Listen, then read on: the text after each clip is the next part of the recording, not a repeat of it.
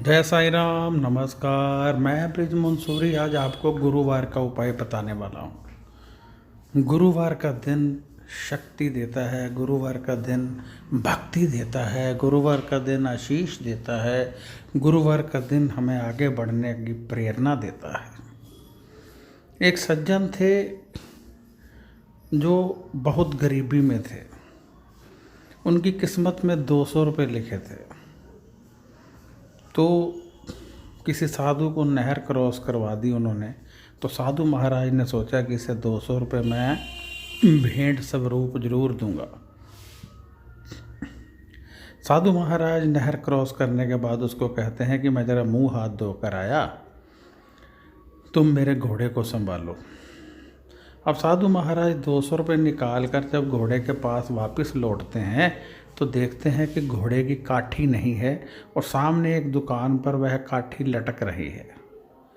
साधु महाराज वहाँ पहुँचे, कहते हैं बेटा ये काठी मेरी है। वो कहता नहीं, अभी कोई इसे 200 रुपये में बेच गया है।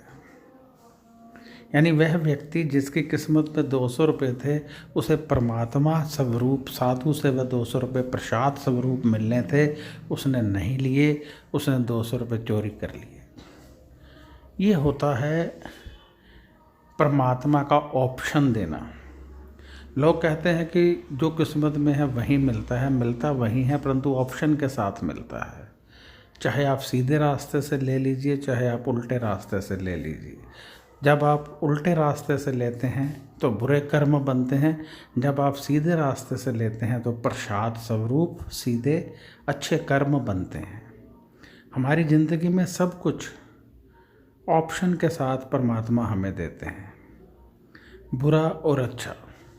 बुरा थोड़ा आसान होता है, अच्छा थोड़ा कन्फर्म नहीं होता है और थोड़ा मुश्किल होता है, तो लोग बुरे को ज़्यादा चुनने लग जाते हैं।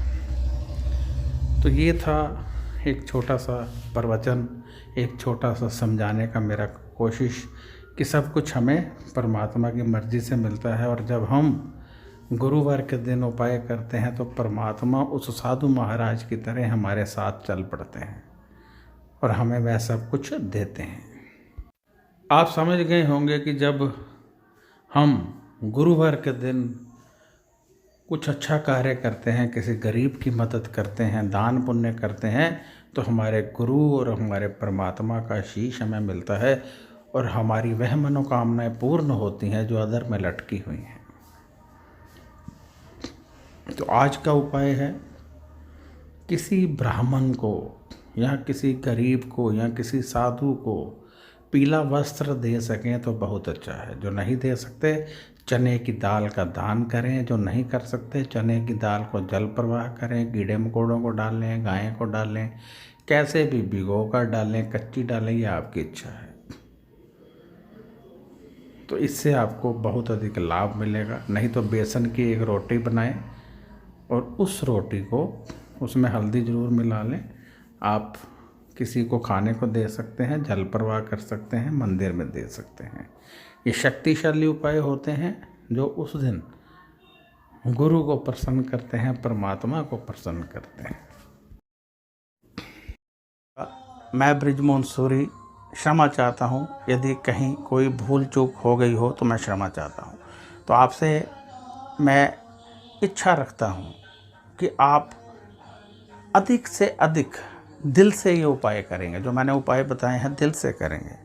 और यदि आपको कोई सवाल हो तो आप व्हाट्सएप कर सकते हैं। फ़ोन यहाँ कोई नहीं उठाता है, आप व्हाट्सएप कीजिए। और यदि आप जन्म कुंडली दिखाना चाहते हैं, हमसे दिखाना चाहते हैं, आप चाहते हैं मैं खुद देखूं, तो आप व्हाट्सएप कीजिए। 800 रुपये हमारी फ़ीस है, आप पे कीजिए। इसी नंबर पर पेटीएम है, इसी नंबर पर गूगल पे है, उसमें कीजिए या अकाउंट नंबर मांग लीजिए। फिर आपकी जन्म कुंडली देख दी जाएगी। आपको उपाय बता दिए जाएंगे, आप दिल से कीजिए। बाकी ये प्रतिदिन के उपाय हैं, इनको अवश्य कीजिए। ये शक्ति का आगाज होते हैं, इनसे आपके समस्त ग्रह शांत होते हैं। जन्म कुंडली में हमेशा कुछ लोगों की जन्म कुंडली में बड़े बड़े योग होते हैं जो दबे रहते हैं, उनको लाभ नहीं मिलता है। जब वो उपाय कर लेते हैं वहीं लोग तरक्की करने लगते हैं। आपने देखा होगा कुछ लोग बहुत गरीब थे, एकाएक अमीर हो गए। कैसे हुए? क्योंकि उनके निवास में किसी ना किसी के घर में कोई ना कोई योग होता है, उनको पता नहीं होता। जैसे ही पता चलता है वो उसका उपाय करते हैं, ग्रह काम करने लगते हैं, धन तेजी से आने लगता है। तो हो सकता है आपकी कुंडली में भी कोई योग हो सकता है आपकी कुंडली में अमीर बनना लिखा हो, नाम कमाना लिखा हो, एक्टर गायक सिंगर बनना लिखा हो, परिवार का सुख लेना लिखा हो, परंतु आपको नहीं मिल रहा है क्योंकि योग नहीं है या योग एक्टिवेट नहीं है। जब कुंडली देखेंगे, उपाय निकलेंगे, तभी पता चलेगा। तो अब इजाज़त चाहता हूँ। नमस्कार, खुश रहिए और अपना ध्यान रखिए।